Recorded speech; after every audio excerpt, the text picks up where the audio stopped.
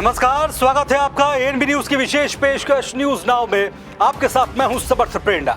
अपने इस खास बुलेटिन में हम सभी महत्वपूर्ण खबरों का बारीकी से विश्लेषण करते हैं, खबरों के पीछे की सच्चाई भी आप तक पहुंचाते हैं। तो चलिए बिना किसी देरी के शुरू करते हैं न्यूज नाउ। देश की राजधानी दिल्ली के अलग अलग इलाकों में पानी की समस्या से लोग परेशान हैं। ऐसे में पानी की तंगी पर आम आदमी पार्टी और बीजेपी के बीच खूब सियासत देखी जा रही, जहां आम आदमी पार्टी की सरकार पानी को लेकर हरियाणा पर आरोप लगा रही है, वहीं बीजेपी भी पलटवार में केजरीवाल सरकार पर सवाल खड़े कर रही है। देश की राजधानी दिल्ली में इस वक्त लोग पानी की समस्या से त्राहिमाम कर रहे हैं। क्या वीआईपी और क्या रिहायशी, हर तरफ बस पानी का संकट दिखाई दे रहा है और इस मुद्दे पर दिल्ली की सियासत भी चरम पर है। दिल्ली में पानी की समस्या के लिए बीजेपी सीधे आम आदमी पार्टी की सरकार को जिम्मेदार ठहरा रही है। इसी के चलते दिल्ली में बीजेपी के प्रदेश अध्यक्ष वीरेंद्र सचदेवा के नेतृत्व में दिल्ली के सभी 256 वार्डों में पद यात्रा निकाली गई। इस दौरान कस्तूरबा नगर विधानसभा क्षेत्र के एंड्रयूगंज इंदिरा कैंप में प्रदर्शन भी किया गया। इस प्रदर्शन में नई दिल्ली लोकसभा से बीजेपी सांसद बांसुरी स्वराज, स्थानीय निगम पार्षद शरद कपूर के साथ बीजेपी के तमाम पदाधिकारी और स्थानीय महिलाएं भी शामिल हुई। आप सरकार के खिलाफ प्रदर्शन के दौरान बीजेपी प्रदेश अध्यक्ष वीरेंद्र सचदेवा ने कहा कि दिल्ली में लोग पानी की समस्या से जूझ रहे हैं, लेकिन अरविंद केजरीवाल की सरकार सिर्फ प्रचार करने में मस्त है। यह लोग सिर्फ आरोप लगा रहे हैं। पिछले 10 सालों में दिल्ली में आम आदमी पार्टी की सरकार है, लेकिन उन्होंने पानी को लेकर कोई काम नहीं किया है, सिर्फ दूसरे राज्यों पर बेबुनियाद आरोप लगाते हैं। वहीं बीजेपी की पदयात्रा में नई दिल्ली से बीजेपी सांसद बांसुरी स्वराज ने कहा कि आज दिल्ली में पानी को लेकर जनता त्राहिमाम कर रही है, लेकिन आम आदमी पार्टी दिल्ली की सरकार कुछ काम नहीं कर रही है। पानी के लिए धक्का खाती है और दिन में इन्हें काम करना होता है। सबको अपनी रोजी रोटी कमानी है, तो कह रहे हैं हम रोजी रोटी कमाएं और पानी के लिए रात भर जागें। इतनी स्थिति है, बच्चे कई दिन से नहा नहीं रहे, खाने पीने को पानी नहीं है इनके पास। लेकिन दिल्ली की सरकार बिल्कुल, जिसे हम कहते हैं भ्रष्ट प्रशासन के कारण, दिल्ली जल बोर्ड को इन्होंने एक सफेद हाथी बना के रख दिया है और दोषारोपण करने इनका काम है, लेकिन इनके आंसू पूछने वाला कोई नहीं है।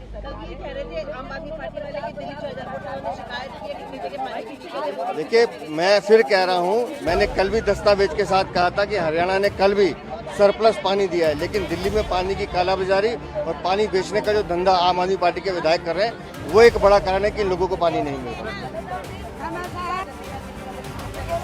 हम लोग आज इंदिरा कैंप में आए हैं। यहाँ पर बहुत बुरी हालत है। यहाँ पर माताओं और बहनों को टॉयलेट के गंदे पानी से कई बार काम चलाना पड़ रहा है। अब तो वो भी बंद हो रहा है।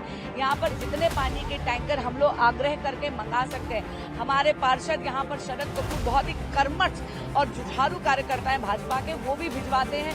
मैं भी निवेदन करके दिल्ली जल बोर्ड से यहाँ पर टैंकर भिजवा रही हूँ, लेकिन वो पर्याप्त नहीं है। यहाँ पे पानी की पाइपलाइन की दिक्कत है। आम आदमी पार्टी के विधायक ने बड़े बड़े वादे कर दिए, लेकिन झूठे वादे थे। जनता की आंख में उन्होंने धूल झोंकी है। मैं आपके माध्यम से आम आदमी पार्टी की सरकार से निवेदन करना चाहूंगी कि प्रेस कॉन्फ्रेंस छोड़िए और आकर जो वादे आपने करे थे, जरा देखिए किस व्यथा या किस स्थिति में आपने लोगों को लाके खड़ा कर दिया है। 1 दशक से आप यहाँ पर राज भोग रहे हैं, लेकिन काम कुछ नहीं करा। आपकी आत्मा आपको कचोटती नहीं है क्या? उधर जल संकट पर दिल्ली सरकार की जल शक्ति मंत्री आतिशी ने पीएम मोदी को पत्र लिखा है। उन्होंने कहा कि अब दिल्ली वालों का कष्ट हर सीमा को पार कर रहा है। आज दिल्ली में 28 लाख लोगों को पानी नहीं मिल रहा है। आतिशी ने इस दौरान पीएम को चेतावनी तक दे डाली। उन्होंने कहा पीएम को किसी भी तरह से दिल्ली के लोगों को पानी दिलवाना पड़ेगा। अगर 21 तारीख तक दिल्ली वालों को अपने हक का पानी नहीं मिलता, तो फिर इसके बाद पानी के लिए सत्याग्रह शुरू करना पड़ेगा। वहीं दिल्ली की मंत्री आतिशी के प्रधानमंत्री को लिखे गए पत्र पर बीजेपी प्रदेश अध्यक्ष वीरेंद्र सचदेवा ने कहा, आतिशी को पत्र लिखकर बताना चाहिए कि दिल्ली जल बोर्ड पिछले 10 साल में 600 करोड़ के फायदे से 73,000 करोड़ के घाटे पर कैसे आया। दिल्ली के लोग बहुत परेशान हैं और दिल्ली के लोगों की ये परेशानी दूर करने के लिए हमने हर संभव प्रयास कर लिया। मैंने हरियाणा के मुख्यमंत्री को पत्र लिखा, लेकिन हरियाणा ने फिर भी पानी नहीं दिया। मैंने हिमाचल के मुख्यमंत्री से बात करी, उन्होंने कहा वो हिमाचल से पानी देने को तैयार है, लेकिन वो पानी भी हरियाणा से होते हुए आना है। हरियाणा ने हिमाचल का पानी भी देने से मना कर दिया। मैं सुप्रीम कोर्ट गई, मैंने सुप्रीम कोर्ट के सामने गुहार लगाई कि दिल्ली को ये 100 MGD पानी की जरूरत है, वरना 28 लाख लोगों को पानी नहीं मिल रहा। सुप्रीम कोर्ट ने भी माना कि दिल्ली में पानी का संकट है, लेकिन उसके बावजूद भी हरियाणा सरकार ने दिल्ली को पानी नहीं दिया। हमारे विधायक जल शक्ति मंत्री से मिलने गए, वो हमारे विधायकों से नहीं मिले। कल दिल्ली सरकार के सारे उच्च अधिकारी हरियाणा सरकार के अफसरों से मिलने गए, उनसे दिल्ली वालों के लिए, दिल्ली के 28 लाख लोगों के लिए पानी मांगने गए, लेकिन हरियाणा ने पानी देने से मना कर। मैंने आज देश के प्रधानमंत्री नरेंद्र मोदी जी को चिट्ठी लिखी है और मैंने उनसे निवेदन किया है, मैंने उनसे आग्रह किया है कि अब दिल्ली वालों का कष्ट हर सीमा को पार कर रहा है। आज दिल्ली में 28 लाख लोगों को पानी नहीं मिला, तो मैंने प्रधानमंत्री नरेंद्र मोदी जी से ये विनम्र निवेदन किया है कि वो दिल्ली के लोगों को पानी दिलवाएं, वो चाहे हरियाणा से दिलवाएं, वो कहीं से पानी दिलवाएं, लेकिन अब उनको किसी प्रकार से दिल्ली के लोगों को पानी दिलवाना होगा। परंतु अगर 21 तारीख तक दिल्ली वालों को अपने हक का पानी नहीं मिलता, अगर दिल्ली वालों को ये 100 MGD पानी नहीं मिलता, अगर दिल्ली में 28 लाख से ज़्यादा लोग इस तरह बूंद बूंद पानी के लिए तरसते रहे, तो फिर 21 तारीख से मुझे पानी के लिए सत्याग्रह शुरू करना पड़ेगा, मजबूरी में करना पड़ेगा, और मैं 21 तारीख से अनिश्चितकालीन अनशन पर बैठूंगी। आतिशी को चिट्ठी लिखनी चाहिए और ये बताना चाहिए पिछले 10 सालों में जल बोर्ड 600 करोड़ के फायदे से 73,000 करोड़ के घाटे पे कैसे आया। वो हजारों करोड़ रुपए जो हैं, जो दिल्ली की जनता पे खर्च होने थे, उनको पानी की सप्लाई देनी थी, वो पैसे कहाँ गए, किसकी जेब में गए, कौन वो दलाली और कमीशन खा गया, इसका जवाब आतिशी को देना चाहिए। नहीं बोलेंगी। इनको पत्र लिखना चाहिए था, जो पार्टी के विधायक, इनके मंत्री पानी की चोरी करते हैं, कालाबाजारी करते हैं, पानी बेचने का गोरखधंधा करते हैं, उस पर बोलना चाहिए। नहीं बोलेंगे। राजनीति करनी है, नौटंकीबाजी करनी है, आंखों में शर्म बची नहीं है। दिल्ली को पानी दे नहीं सकते हैं, लेकिन मंत्री बनी बैठी हैं। थोड़ी सी गैरत होती तो इस्तीफा देके नीचे आ जाती हैं।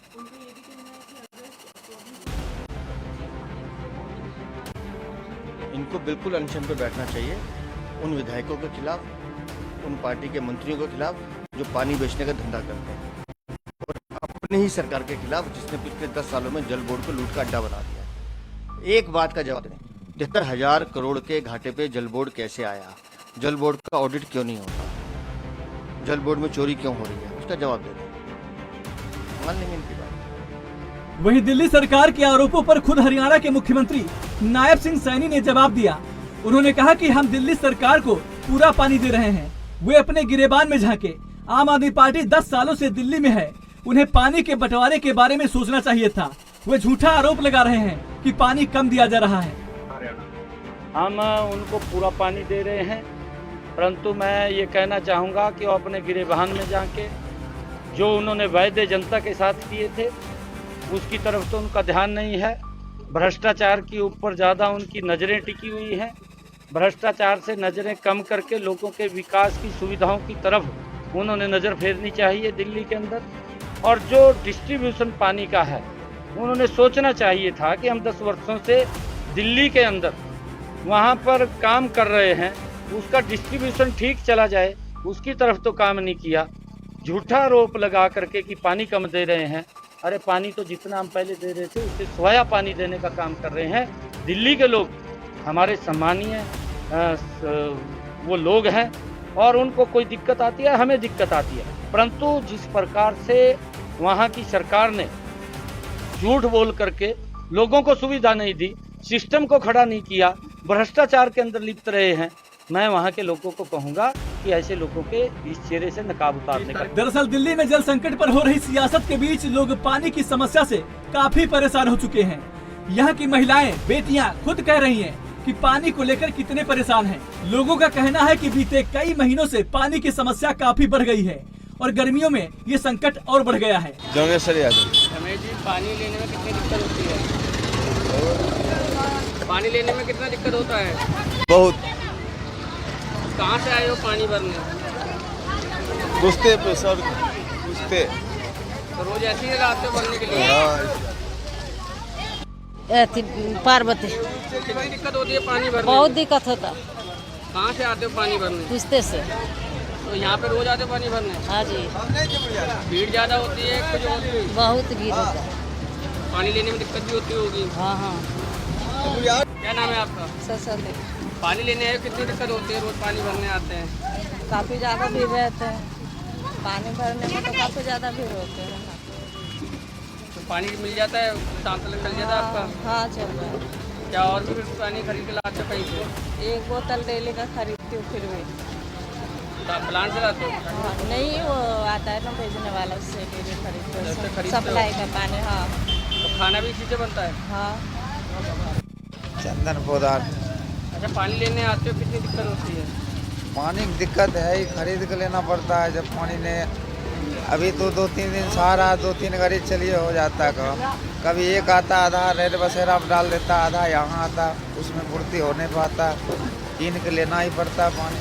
कहाँ से आते हो पानी लेने? पानी नर्सरी से, नर्सरी से। बहरहाल जल संकट पर दिल्ली सरकार और बीजेपी की राजनीतिक लड़ाई में पूरी दिल्ली पानी के संकट से जूझ रही है। हालात ये हैं कि लुटियंस जोन में भी पिछले 2-3 दिनों से पानी की भारी किल्लत है। यहाँ तक कि राष्ट्रपति भवन और दोनों संसद भवन में भी पानी की किल्लत देखी जा रही है। ऐसे में अंदाजा लगाया जा सकता है कि जब देश के सबसे वीवीआईपी इलाकों में भी पानी की समस्या बन रही है तो बाकी इलाकों के हालात कैसे और कब सुधरेंगे, इसका जवाब शायद किसी के पास नहीं है। Special desk NB news. Nalanda विश्वविद्यालय के प्राचीन गौरव से तो आप परिचित होंगे ही। नालंदा की वो अमूल्य धरोहर फिर जीवंत हो रही है। आज प्रधानमंत्री नरेंद्र मोदी ने नालंदा यूनिवर्सिटी के नए कैंपस का उद्घाटन किया। पीएम ने कहा कि नालंदा विश्वविद्यालय का शुभारंभ भारत की विकास यात्रा का शुभ संकेत है। प्रधानमंत्री नरेंद्र मोदी ने आज बिहार के राजगीर पहुंचकर नालंदा विश्वविद्यालय के नए कैंपस का उद्घाटन किया। नया कैंपस प्राचीन नालंदा विश्वविद्यालय के पास नए परिसर में बनाया गया है। उद्घाटन से पहले प्रधानमंत्री नरेंद्र मोदी ने एक्स पर एक पोस्ट में लिखा, यह हमारे शिक्षा क्षेत्र के लिए बहुत खास दिन है। नालंदा का हमारे गौरवशाली हिस्से से गहरा नाता है। यह विश्वविद्यालय निश्चित रूप से युवाओं की शैक्षिक आवश्यकताओं को पूरा करने में एक लंबा रास्ता तय करेगा। कार्यक्रम में बिहार के सीएम नीतीश कुमार, राज्यपाल राजेंद्र विश्वनाथ आर्लेकर, विदेश मंत्री एस जयशंकर भी शामिल हुए। पीएम मोदी ने नालंदा यूनिवर्सिटी के नए कैंपस के उद्घाटन को भारत की विकास यात्रा का शुभ संकेत बताया। उन्होंने कहा कि नालंदा केवल एक नाम नहीं, नालंदा एक पहचान और एक सम्मान है। मुझे तीसरे कार्यकाल की शपथ ग्रहण करने के बाद पहले 10 दिनों में ही नालंदा आने का अवसर मिला है।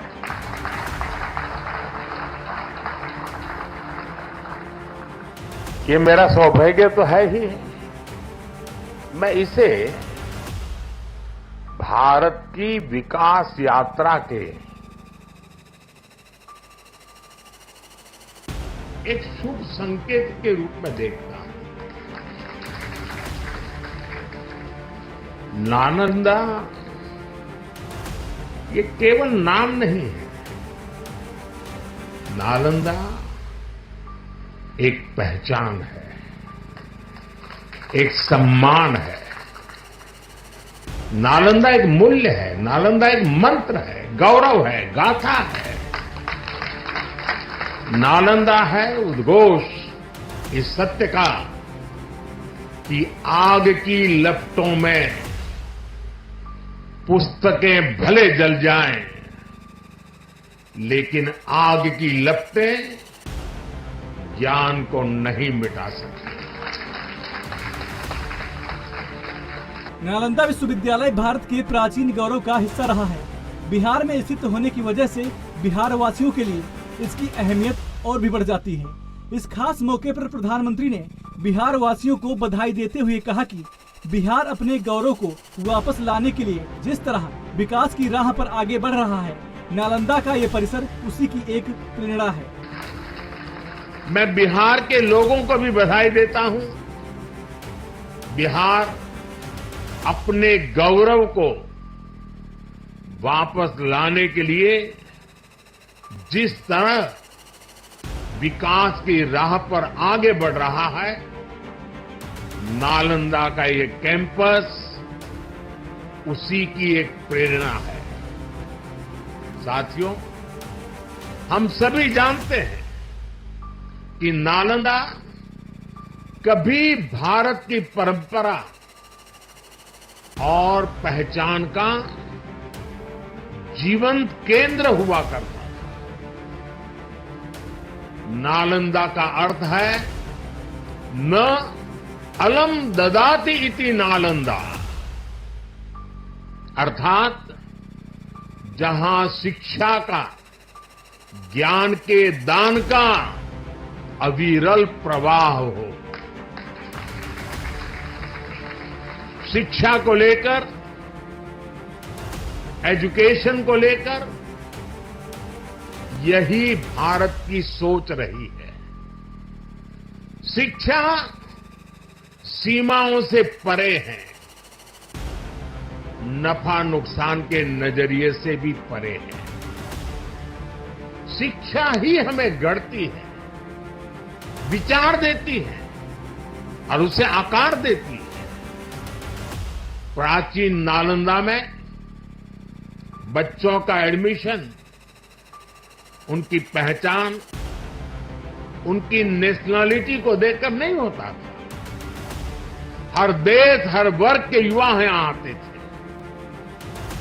नालंदा विश्वविद्यालय के इस नए कैंपस में हमें उसी प्राचीन व्यवस्था को फिर से आधुनिक रूप में मजबूती देनी है। और मुझे ये देखकर खुशी है कि दुनिया के कई देशों से यहां स्टूडेंट्स आने लगे हैं। यहां नालंदा में 20 से ज्यादा देशों के स्टूडेंट्स पढ़ाई कर रहे हैं। ये वसुधैव कुटुंबकम की भावना का कितना सुंदर प्रतीक है।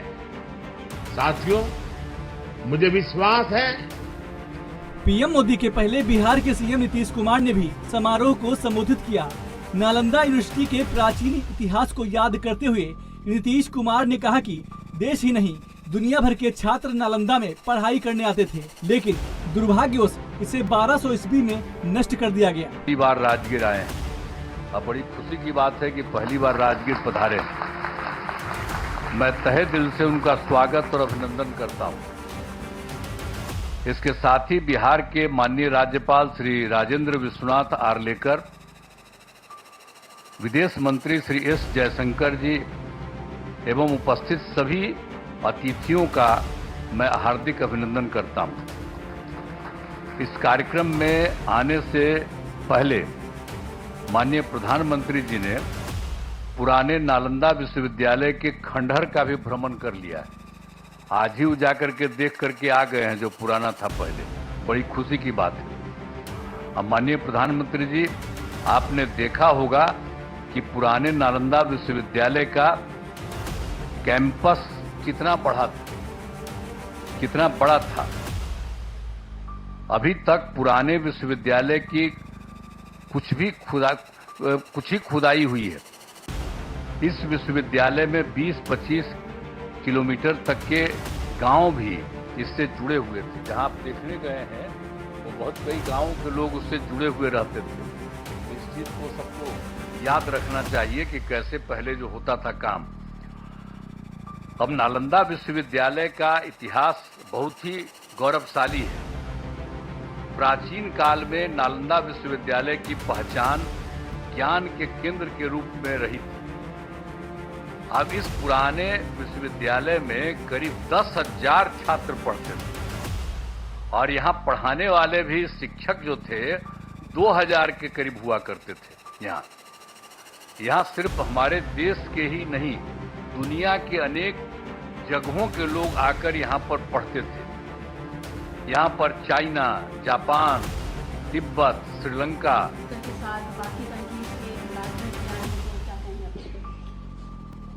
नालंदा अपनी सांस्कृतिक और शैक्षिक धरोहर है, विरासत है।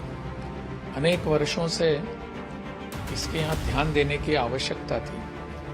बख्तियार ने यहाँ आकर इसको जला दिया, इसकी पुस्तकें जला दी, सब कुछ कर दिया, लेकिन वो अभी इतिहास हो चुका था।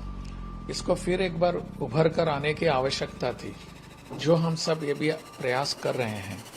तो हो रहा है। पिछले कुछ वर्षों से नालंदा को पुनः एक बार उसका गत वैभव प्राप्त करके खड़ा करना आवश्यक था, शुरू हो गया है। अपने विदेश मंत्रालय से इसके बारे में जो प्रयास किए गए हैं, इसके लिए मैं उनको धन्यवाद देना चाहूँगा।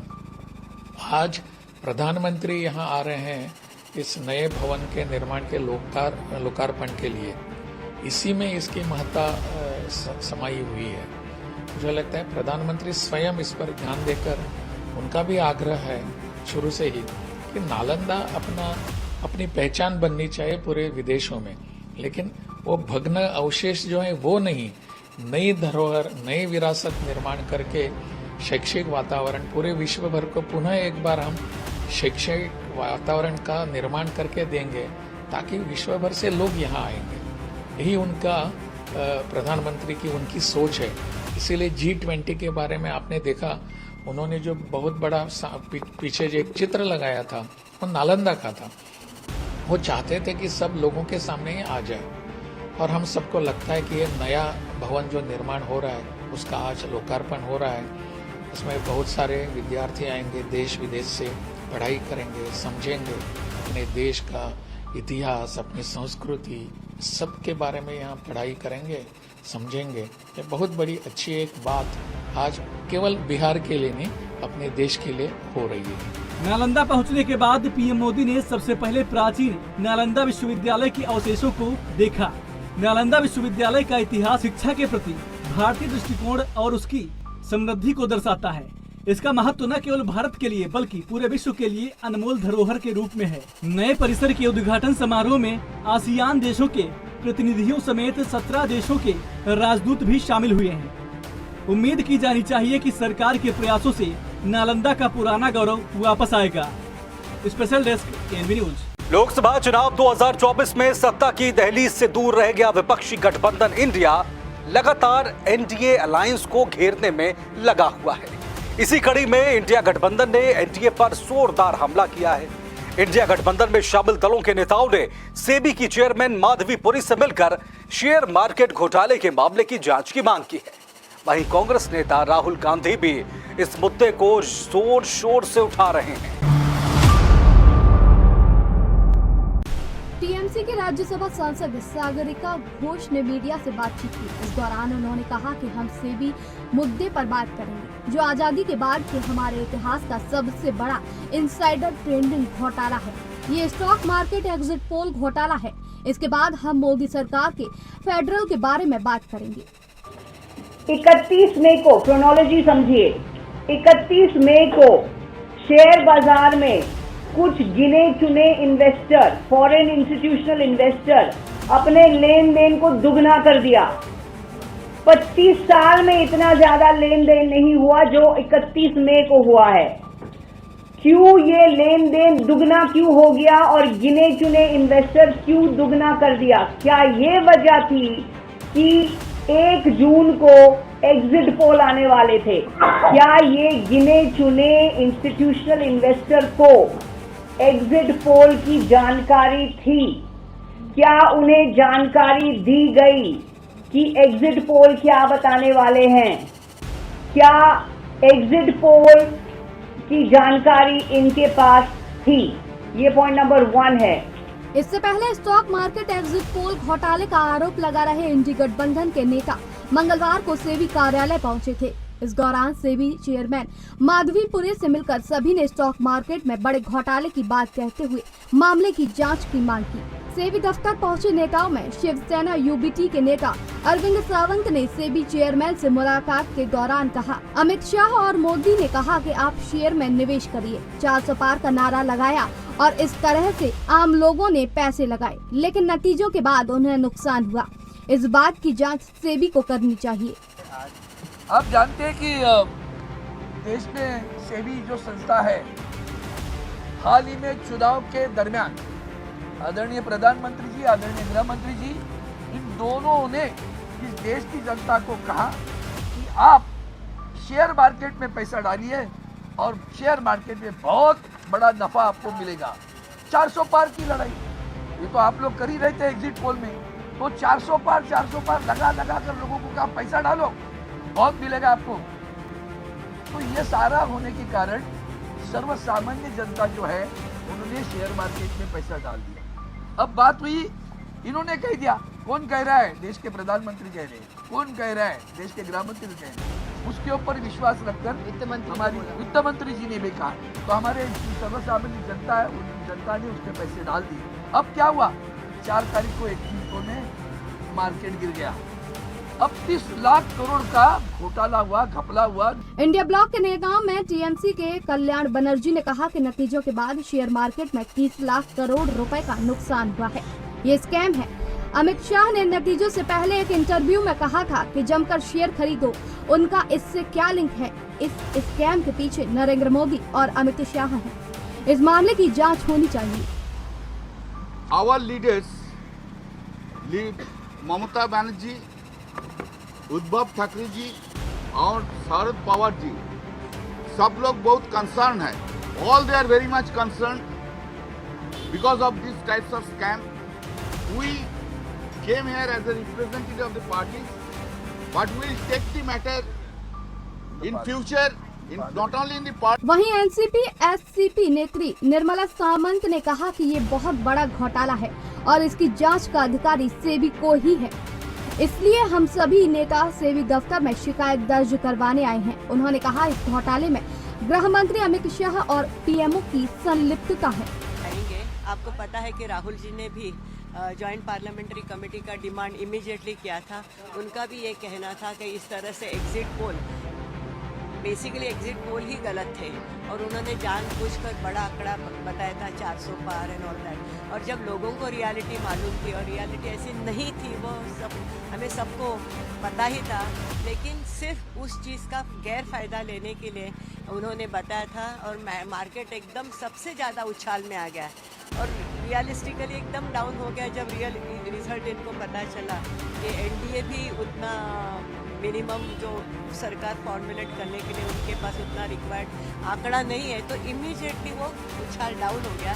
तो ये उनका सब लोगों का ये कहना है विद इन अपोजिशन का कि इस तरह से अमित शाह जी, उनका रोल है इसमें, प्रधानमंत्री कार्यालय का भी। दरअसल इससे पहले लोकसभा चुनाव के नतीजों के बाद ही राहुल गांधी ने स्टॉक मार्केट में गिरावट को लेकर बड़े घोटाले की बात कही थी। उन्होंने इसके लिए प्रधानमंत्री नरेंद्र मोदी और केंद्रीय गृह मंत्री अमित शाह को जिम्मेदार ठहराते हुए जांच की मांग की थी। इसके बाद तृणमूल कांग्रेस ने भी घोटाले की बात कहते हुए जांच की मांग की थी। और इसी के साथ हमारी खास पेशकश में आज के लिए फिलहाल इतना ही। मुझे दीजिए इजाजत, नमस्कार।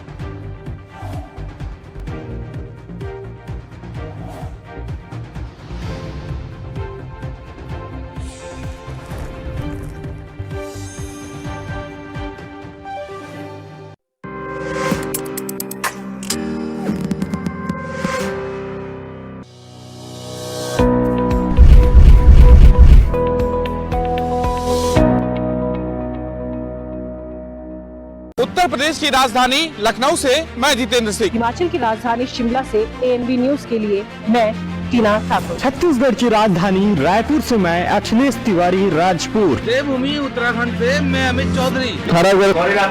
राजनांदगांव, वाराणसी, चंबा, भूतपुर, गुरुग्राम, खरौना, फरीदाबाद, लुधियाना, हरिद्वार, रुड़की, सीतापुर, गौतम बुद्ध नगर, अमेठी, फिरोजाबाद, चित्रकूट, हमीरपुर, कानपुर नगर से ANB न्यूज के लिए मैं सत्यम गोस्वामी। सबसे बड़ा नेटवर्क ANB न्यूज। नहीं दबेगी कोई आवाज, हटेगे पर्दे, सामने आएगा हर राज। जो छिपाते हैं हकीकत, उनकी सच्चाई सामने लाते हैं हम। इसीलिए एनबी न्यूज पर भारत को है नाज।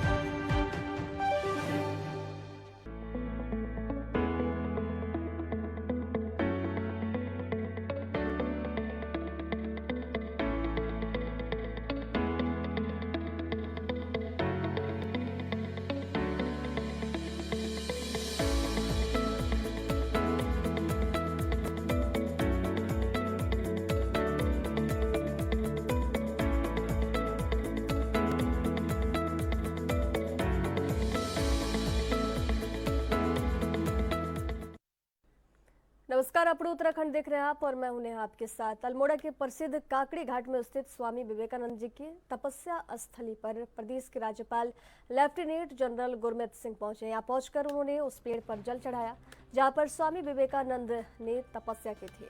इस दौरान उन्होंने आश्रम में स्थित विभिन्न मंदिरों के दर्शन किए और पूजा अर्चना भी की। इस अवसर पर उन्होंने मीडिया से रूबरू होते हुए कहा कि स्वामी विवेकानंद जी ने यहाँ पर तपस्या करके पूरे विश्व में आध्यात्मिक का संदेश दिया। वहीं उन्होंने कहा कि आज के दौर में आग और पानी पूरे उत्तराखंड के लिए एक बड़ी समस्या बनती जा रही है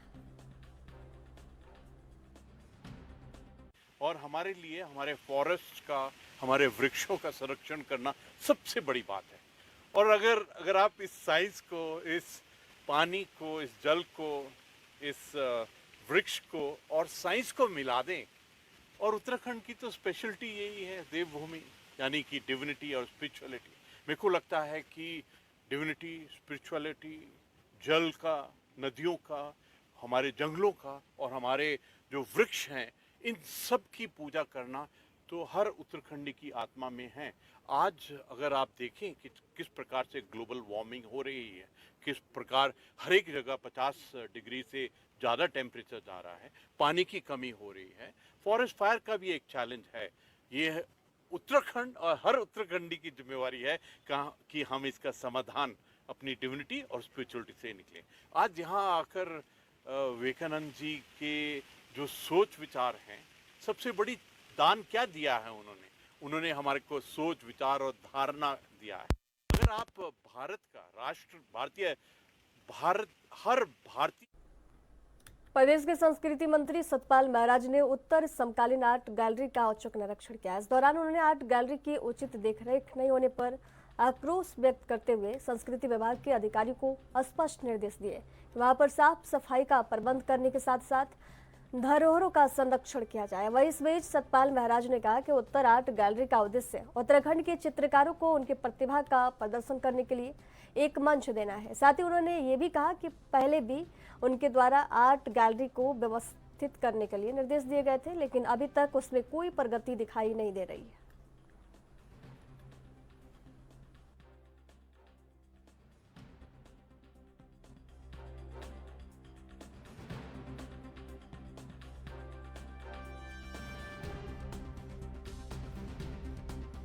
क्या आर्ट गैलरी है, किस तरह की चीजें यहाँ पे? आज उत्तरा आर्ट गैलरी जो है, ये आर्ट म्यूजियम जो है, इसमें हम आए हुए हैं और यहाँ पर काफ़ी चीज़ें रखी हुई हैं जो हमारे सुरेंद्रपाल जोशी जी ने यहाँ डेडिकेट किए हैं।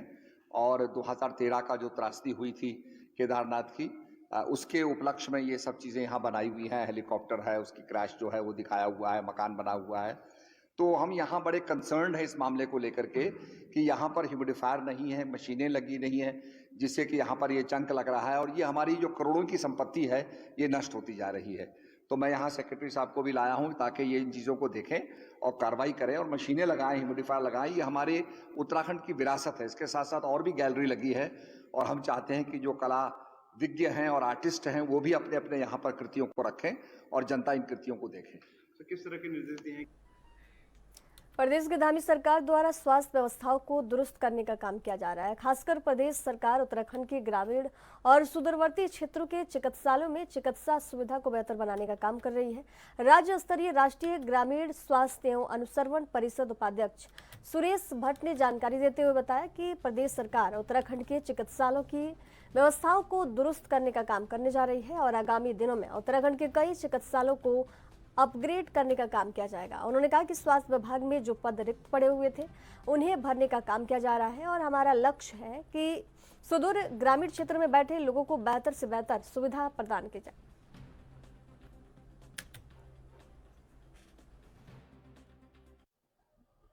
उत्तराखंड सरकार उत्तराखंड के प्रत्येक नागरिक को उत्तम स्वास्थ्य सेवाएं उपलब्ध हों और त्वरित गति से उपलब्ध हों, सुलभता से उपलब्ध हों, इसके लिए लगातार प्रयास कर रही है।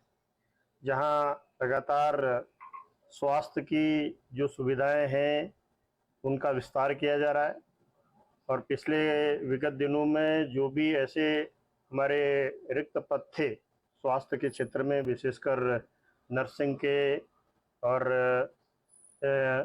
एनएमओ के, इस प्रकार के जो अलग अलग से पद थे, ऐसे सारे पद भरने की प्रक्रिया शुरू की है। बड़ी मात्रा में ये पद भरे हुए हैं।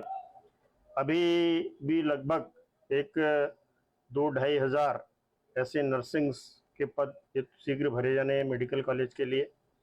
और सुदूर ग्रामीण क्षेत्र में हर व्यक्ति को सुलभता से स्वास्थ्य की सुविधाएं उपलब्ध हो, उसके लिए जिस प्रकार से केंद्र सरकार और प्रदेश सरकार ने जो अलग अलग प्रकार की योजनाएं बनाई हैं, बच्चे को यानी गर्भावस्था से लेकर के यानी प्रौढ़ावस्था यानी उस बुजुर्ग होने तक अलग अलग स्टेजेस पर जो अलग प्रकार की यानी उसको एक तरह से कहना चाहिए कि बच्चा पैदा होने से पहले जिस प्रकार से उसको टीकाकरण से लेकर पौष्टिक आहार और अन्य प्रकार की जो सुविधाएं हैं, सब सुविधाओं का विस्तार उत्तराखंड में किया जा रहा है।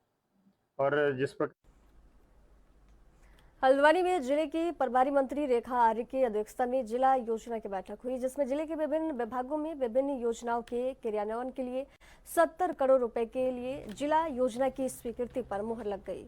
इस दौरान जिला योजना की बैठक में जिले के सभी विधायक मौजूद रहे। बैठक में प्रभारी मंत्री के सामने हल्द्वानी के बेस अस्पताल में पानी की कमी से डायलिसिस के मरीजों को परेशानी का मामला भी उठा, जिसका संज्ञान लेते हुए प्रभारी मंत्री ने अधिकारियों को इस तरह के गंभीर मामलों को तत्काल निस्तारण करने के निर्देश दिए। साथ ही चेतावनी भी दी कि इस तरह की शिकायतें उन तक पहुंचे, उनका निस्तारण पहले ही हो जाना चाहिए।